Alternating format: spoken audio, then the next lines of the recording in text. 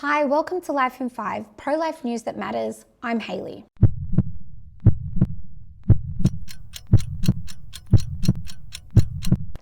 A tragic account has emerged from the Netherlands regarding Iris, a 19-year-old who opted to end her life through starvation, a decision made with the support of her parents. Iris suffered from depression and a functional neurological disorder, which caused chronic pain and left her in a wheelchair. Isolated by the pandemic lockdowns, she attempted suicide twice at age 15. Following those attempts, she begged her parents to support her application for a legal euthanasia injection. Instead of steering her away from despair, they validated her request.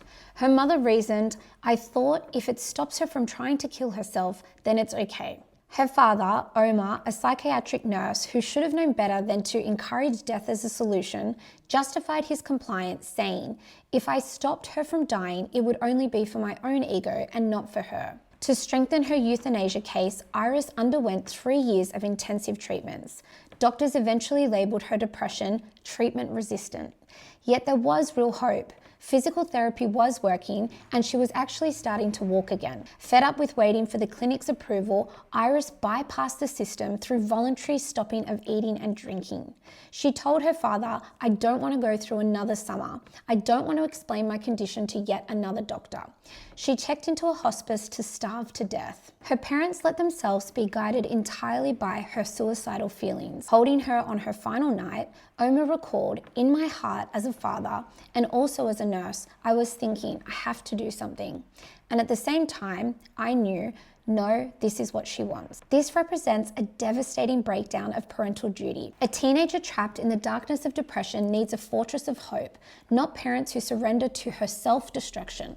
A 19-year-old lacks the fully developed brain to decide their suffering is permanent. When a society normalises death as a cure for psychological pain, it creates a dangerous precedent that harms the collective well-being of the most vulnerable. To ensure the safety of our youth, we must return to a culture that gives children life-affirming upbringings and fiercely defends the absolute value of human life. The ACT government will spend $3.1 million over the next 2 years reviewing and expanding aspects of its voluntary assisted dying framework, according to reporting first published by Canberra City News. The funding includes the creation of a citizens' jury to examine whether patients who have already been approved for voluntary assisted dying should still be eligible to have their lives ended if they later lose decision-making capacity. The announcement marks the latest attempt to change the ACT's euthanasia laws, which only came into effect November 2025. According to Canberra City News, the review will consider one of the most controversial questions in end-of-life law: whether a person's earlier consent should remain valid after they can no longer actively confirm that decision. Pro-life advocates argue the proposal raises serious concerns. Despite promises when legislation was passed, euthanasia advocates want the requirements that a person be able to voluntarily and knowingly consent throughout the process to be removed. At the time the bill was originally introduced, maintaining decision-making capacities was presented as a central eligibility requirement and safeguard. The debate comes as assisted dying laws continue to create moral, legal and ethical problems across Australia.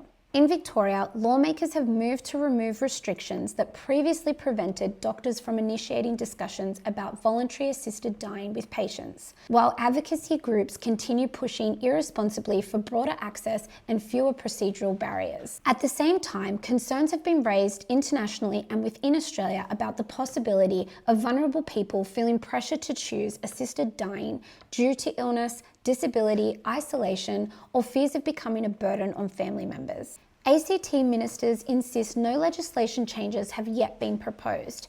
However, despite these assurances, we can already see the direction where this is heading. Nowhere in Australia since the introduction of euthanasia has there been any stricter requirements been added to the laws. The march towards death on demand continues unabated.